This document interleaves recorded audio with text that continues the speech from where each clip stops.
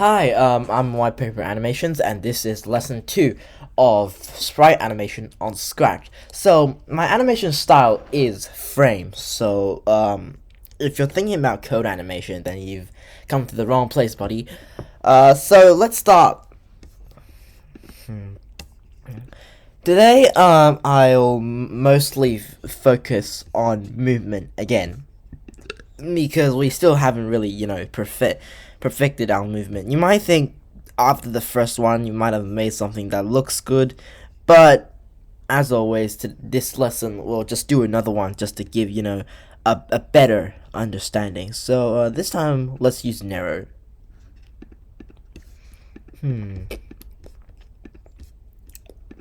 So here, I'll tell you guys a bit of tips and hacks, basically, on animation. So the first thing is basically called the five frame, the 5 frame action scene, and it's basically a shifting of, from first one and then second frame, third frame, and then another costume, and it shrinks up and down. I'll show you what it looks like, alright, in a while. Copy, paste, let's start, hide this first. Paste, let's set it to about 300 for you guys to see. And let's put it about right here. No, center it 0, 0, yeah. So now we have our sprite, that's great. Next thing, it's not letting me click out. Next thing is, alright, create a new costume. Shift this guy a little, no, it's activating that again. Alright, shift this guy a little bit down, right? The squashing, and then a little bit wider. Because remember last time, if we're gonna go down, then the sprite must go sideways. If the sprite goes sideways, then he must be stretched upwards or downwards. So if you stretch in one direction, you gotta shrink. If you shrink in one direction, you gotta stretch in another. All right. So the area of the sprite must always remain basically the same. If it doesn't, then your sprite will just look very weird. Also, a lot of problem I see with new animators is that they don't know how to probably place their sprite. Look, a lot of animations I see, they're like pretty off-centered. Actually, no, I'm not gonna waste time.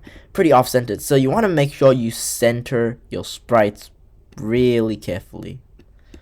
My mouse is being a bit quirky today, not gonna lie.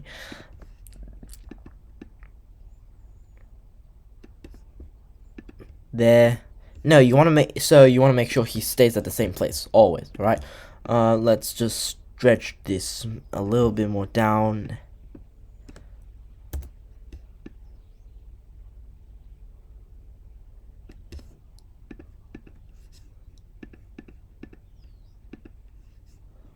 Alright, so this is the first part, and then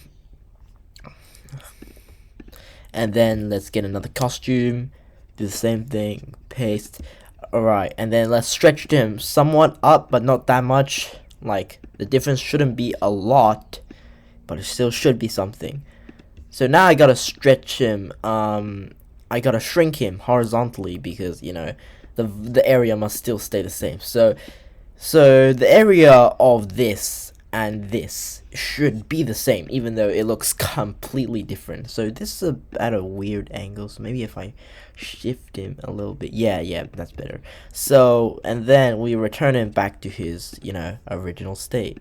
Just copy paste the original costume and overlay it exactly where he was before, and then just delete the previous costume. This is, I call it the 5 frame bounce. It's a pretty goofy name, but it somewhat works really well for beginner animations. Watch. Let's do a repeat for next costume. Wait, 0.35. Actually, no. Let's split this into 2 segments. That would be much smoother. So two. Well, the first 2 segments, let's make it 3.5, and the second one 2.5 actually. And then now let's just switch costume number 1 and put a weight costume just to give you guys a little bit of a break. That's a little bit too much, so let me just shrink this down a little bit.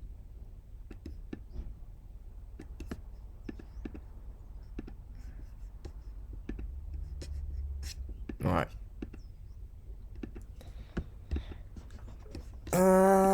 Wait, maybe I gotta twist this guy a little bit. He looks a bit off. Alright. You see? That's the 5-frame bounce. It looks pretty smooth. Alright, it does look pretty smooth. So, you could use this in some of your animations, but it's great for like a beginning. Watch, I'll go to a different tab and show you. This was one of my starting projects, and it has a lot of the. Actually, no. Let's do this one. It has a lot of the bounce. All right. Let's go to this one. Look. Watch as she carefully shrinks down and widens, and then a high one. This is actually a 7-frame one. A 7-frame. You can do the range is between 7 to 4 at least, alright, for it to look good. I just did this much because, you know, it looks better. Actually, no, I did this probably just to add this, you know, Pop Up Smoke. Watch. Yep, something like that. Alright, let's go back. Alright, next thing I'm gonna teach you guys is probably gonna be the basic teleport. The teleport's actually really easy to do. All of the sprites on Scratch, they must have like a dash costume or something that looks like, you know, scribbly lines, but it's not really scribbly lines. It's just a teleportation line. So I'm gonna show you how it's done. Alright, first, you know, just paste it out, and then for the next costume, you want to delete it, and then for the third costume, you want to go back. Right, and then get this, and then duplicate this, paste it, and you want to make sure this actually still, you know, looks pretty. Oh my god, what did that go? You want to make sure this still looks pretty in shape. All right, not off placement. Off placement is a very big problem in smoothness. All right, every you know frame you need to make sure it's smooth. All right, so then it should be finished. Just make another costume, a blank costume, and watch.